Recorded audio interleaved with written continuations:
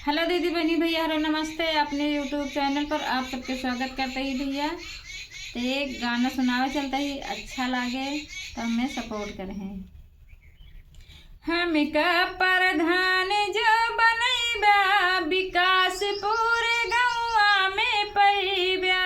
हमका प्रधान जो बनैबा विकास पूरे गौवा में पैबा। हमका प्रधान जो बनैबा विकास पूरे गौवा में पैबा। घरी घरी माँ शौचालय बनवाऊबै, गली गली यार शीश करवाऊबै।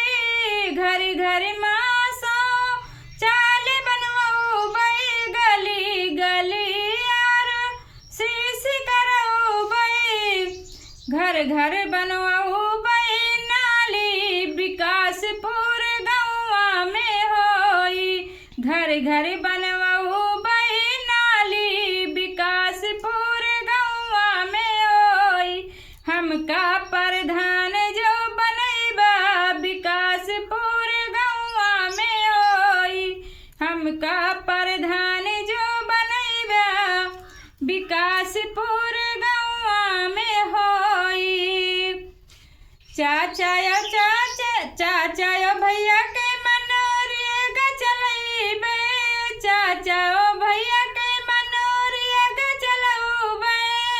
दादियो काकी के पेंशन बंधवाइबे। चाचा या चाची के पेंशन बंधवाइबे।